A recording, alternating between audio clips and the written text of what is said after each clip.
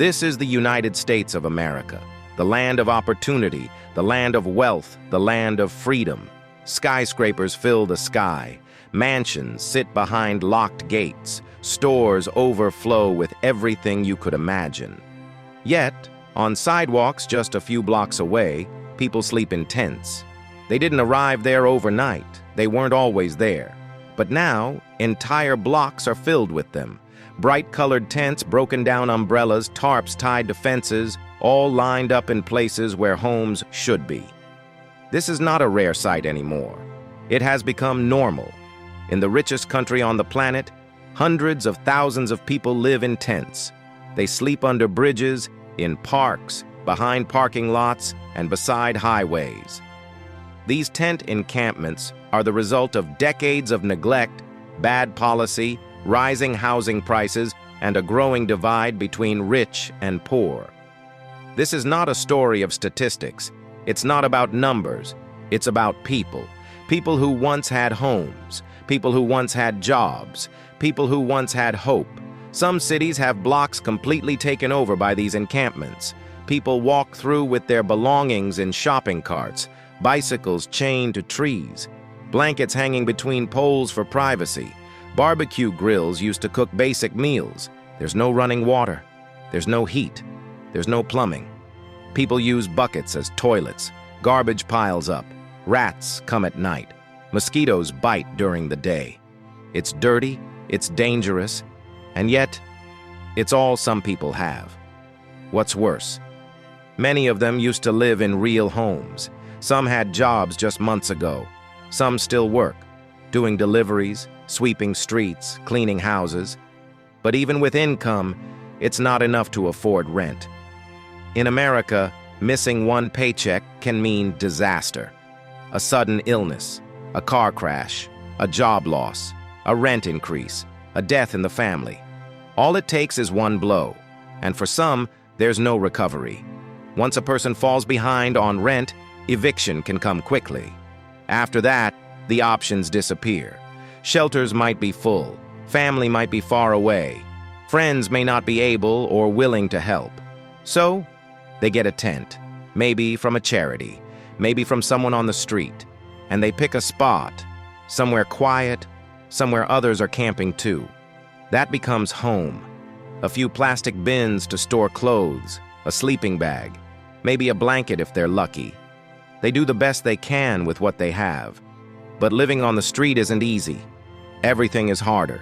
Sleeping, eating, bathing, staying safe, surviving. You might imagine someone homeless as an older man, maybe with mental illness or addiction. But walk through a homeless camp and you'll see something else. Women with strollers, kids riding old scooters, young men with backpacks, seniors in wheelchairs, veterans with signs asking for help.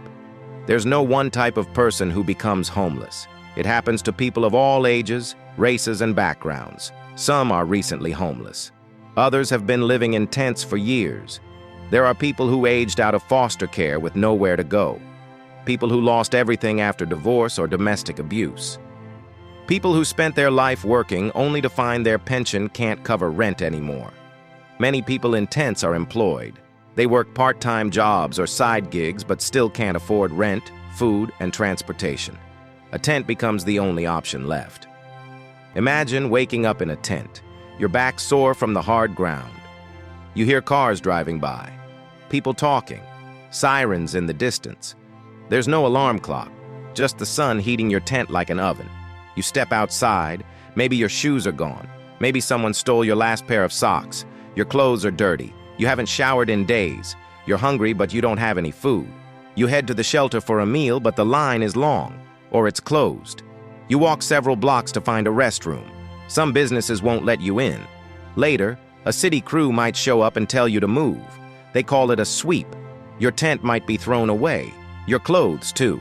Your documents, your medicines, your memories, gone in minutes. You start over again. This is what it means to live in a tent in America. Living in a tent means being exposed to more than just bad weather. There's also violence, theft, illness, fear. Tents offer almost no protection. At night, people are robbed. Fights break out. Women are especially vulnerable. Some avoid sleeping at night to stay alert. Health problems are common. Without clean water or sanitation, infections spread quickly. Flu, COVID, hepatitis, and skin diseases move through camps. Some people have chronic illnesses like diabetes or asthma, but no way to get medicine or treatment. And then there are fires. Small cooking fires or candles can spark massive blazes, especially when tents are packed close together. People die in these fires. Others lose the little they had. You might wonder, why don't they just go to a shelter? The truth is, shelters don't work for everyone. Some are full. Others have strict rules. No pets, no partners, no belongings. Some shelters close during the day and force people to leave each morning. Many people feel unsafe in shelters. Fights, theft, overcrowding. Others have mental health conditions that make close contact difficult. Then there are people who did try shelters, but got kicked out for breaking a minor rule, being 5 minutes late, having a pet, or not following curfew. So they return to their tents. City governments don't know what to do. Some build small villages of tiny homes. Others fund new shelters or permanent housing. But it's slow and expensive. Other cities take a different route. They ban tents. They call in police to clear out camps. People are arrested or fined. But where do they go? If there's no shelter bed and no housing available, they just move down the street and set up again. This cycle repeats, and nothing changes. The sad truth is, we are spending millions on police, court costs, and cleanup, but barely enough on real solutions like housing and healthcare. At the root of this crisis is one basic fact: housing costs too much.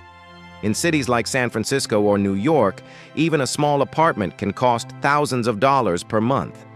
Wages have not kept up. Jobs are more unstable. Healthcare is more expensive. Childcare costs more. And rent eats up half or more of many people's income. There simply aren't enough affordable homes for low-income families.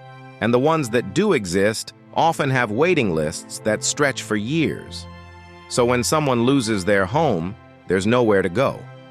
Most people living in tents don't want to be there. They're not choosing this life. They want a roof over their head, a place to feel safe, a bed to sleep in. Many try every day to get out. They apply for housing programs. They search for jobs. They go to appointments. But the system is slow. Resources are few, and hope fades fast. Still, they keep going. They keep waking up. They keep trying, because no one wants to live in a tent forever. We can solve homelessness. Other countries have done it. Cities like Houston have reduced it by building more housing and offering support. The key is simple. Give people a place to live first, then offer help for jobs, addiction, or mental health. This method, called housing first, works. It saves money. It saves lives. We also need to stop pushing people around. Instead of banning tents, let's build more homes. Instead of arresting the homeless, let's support them. This means serious investment. Not just talk, not just promises, but real action. Next time you walk past a tent on the street, don't just look away. Think about what it means. That person could be your neighbor, your coworker, your friend, your family. They're not invisible. They're not worthless. They're just trying to survive. America has the money. It has the resources. It has the brains. What it's missing is the will.